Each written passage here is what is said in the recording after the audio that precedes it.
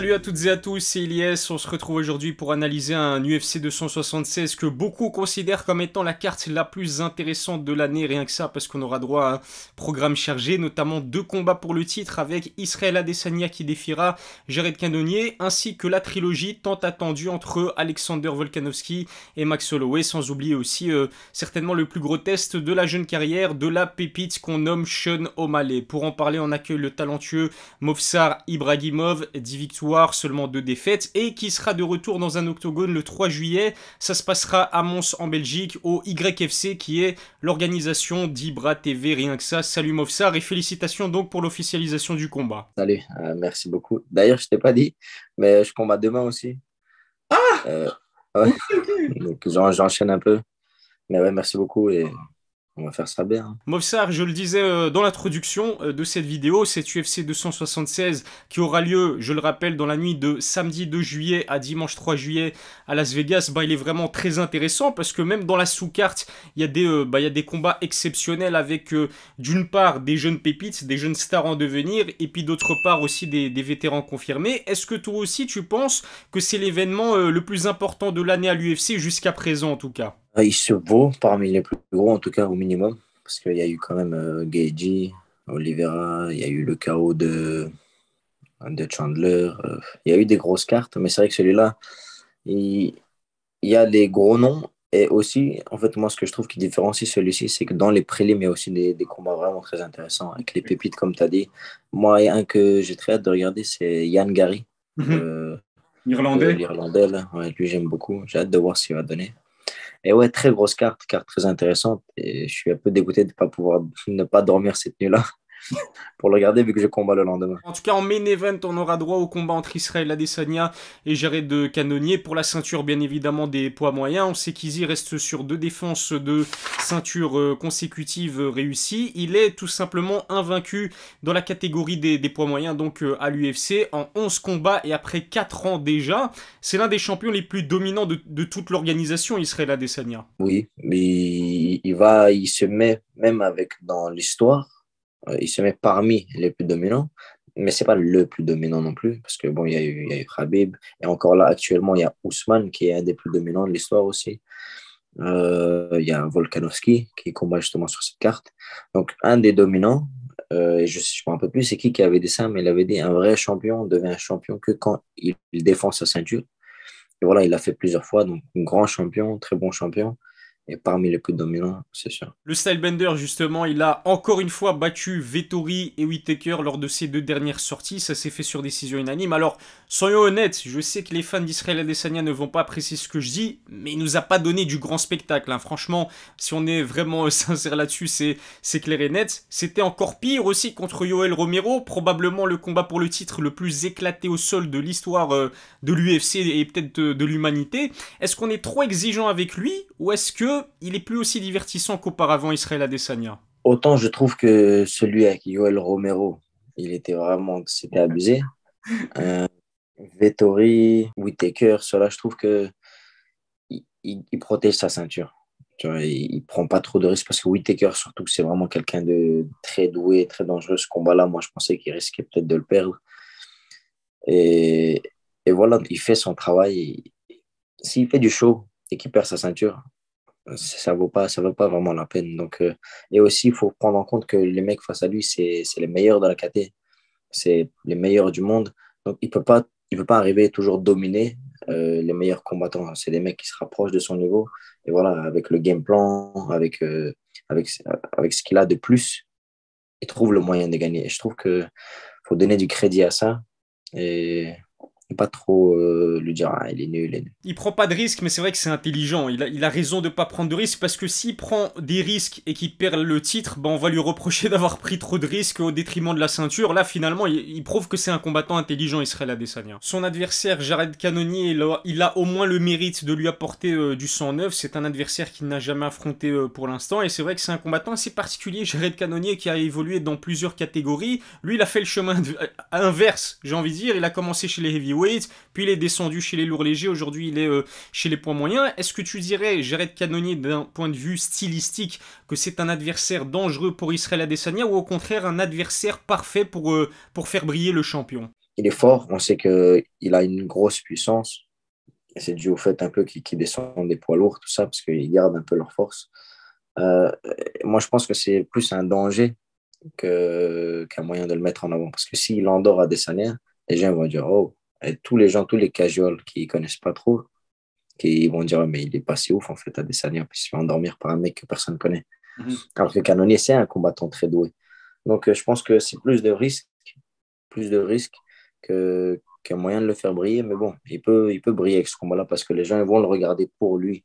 Donc, il met un beau KO, voilà, ça va toujours être bon pour lui. Ce qui est sûr, c'est qu'Izzy, lui, il vise un adversaire en particulier, Alex Pereira, lors de son prochain combat. D'ailleurs, je pense que tout le monde le sait, mais le Brésilien a battu 2 fois Israël Adesanya lors de leur carrière au kickboxing, donc une victoire sur KO. Ça tombe bien, puisque, comme par hasard, Alex Pereira va combattre lors de la même soirée à l'UFC 276 contre Sean Strickland. On sait que l'UFC rêve d'un tel combat pour un peu donner de l'intérêt à l'une des catégories les moins relevées plutôt et les moins spectaculaires de toute l'organisation. C'est logique, vouloir un combat entre Israël Adesanya et Alex Pereira. Bien sûr, avec leur passif, en plus, sachant que Alex Pereira, c'est un striker, ça, les Américains, ils kiffent. Striker, la bagarre, tu leur donnes une bière et deux strikers, ça y est, ils s'en foutent. Et Alex Pereira, Adesanya, c'est un très beau match-up, parce que c'est sûr que ça reste de striker, ça n'a pas trop lutté.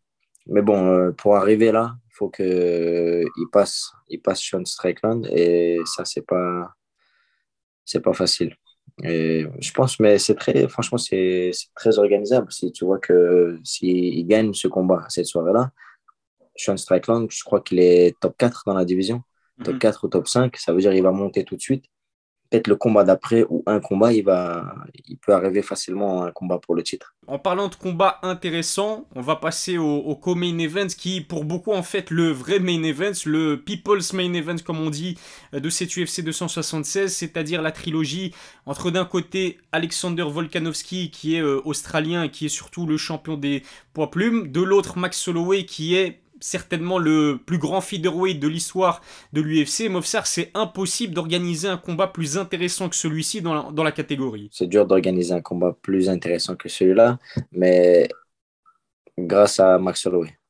Pas trop à cause de Volkanovski, parce que Volkanovski, c'est encore il est très, très bon, très, très dominant. Il suffit de regarder son combat même ses deux derniers combats, Korean Zombie, notamment. avec César Korean Zombie et Ortega. Ouais. Des beaux combats. Il a fait ouf, la domination sur Korean Zombie, c'est catastrophe. Le mental pour sortir des soumissions de Ortega.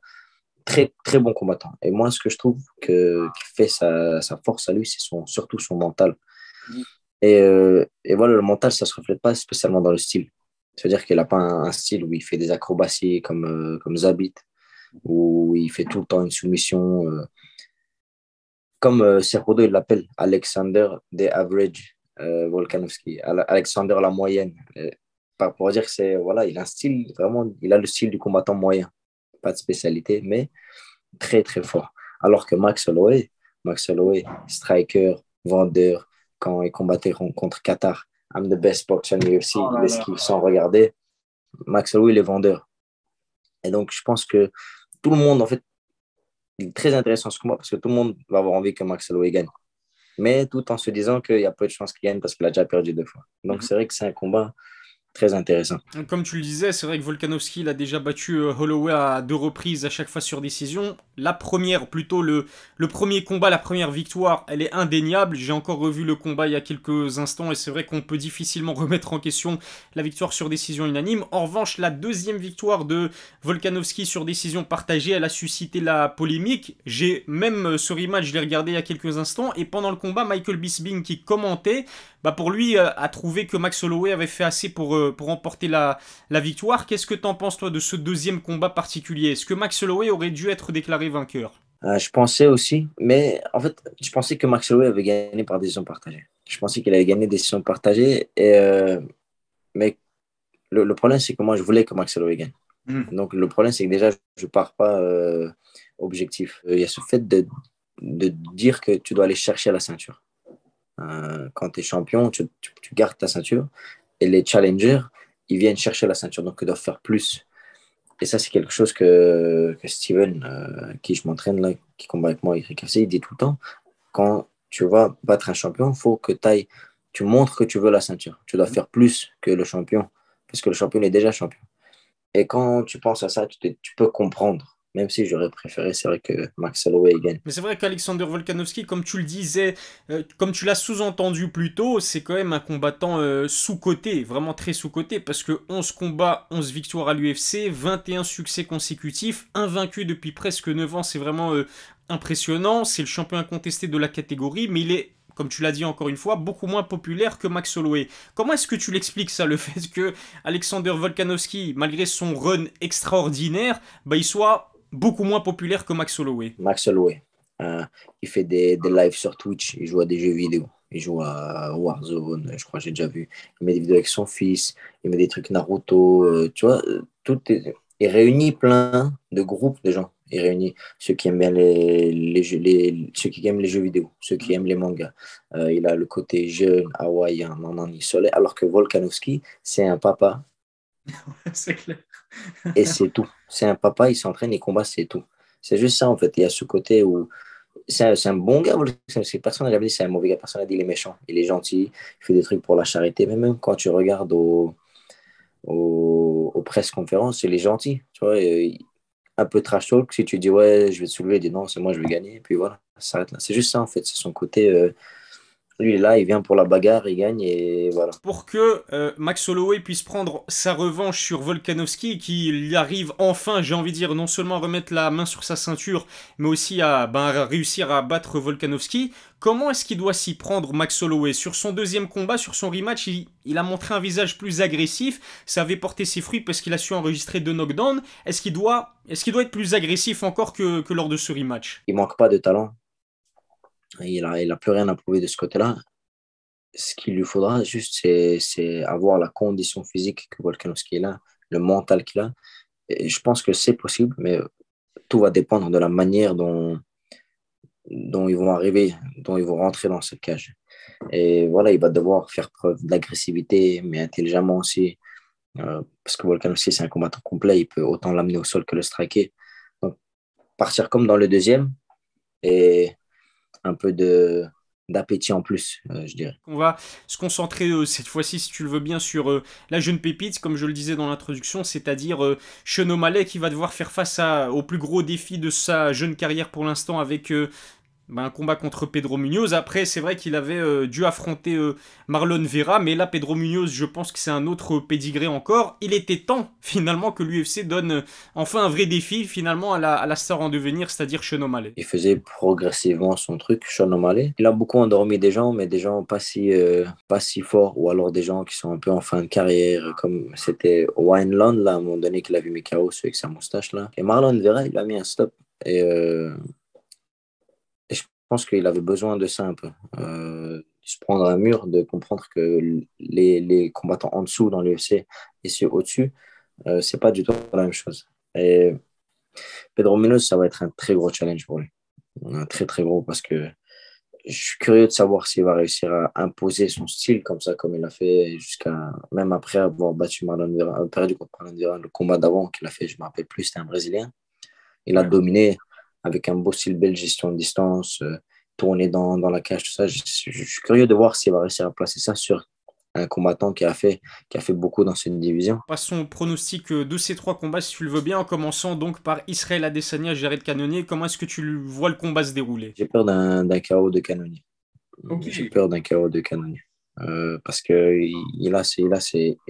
c'est un moment arrière que j'ai l'impression que c'est une lance comme ça, c'est une hallebarde. Elle fait flipper un peu, mais Adesanya, c'est un combattant qui gère bien, qui est prudent. S'il joue de ses jabs, de ses low kicks, avec son background de kickboxer, je pense quand même qu'il va gagner. Peut-être par KO, mais je dirais surtout décision. Je pense qu'Adesanya va gagner, mais il y a un gros risque avec ses mains arrière. Et je pense que c'est sans doute aussi.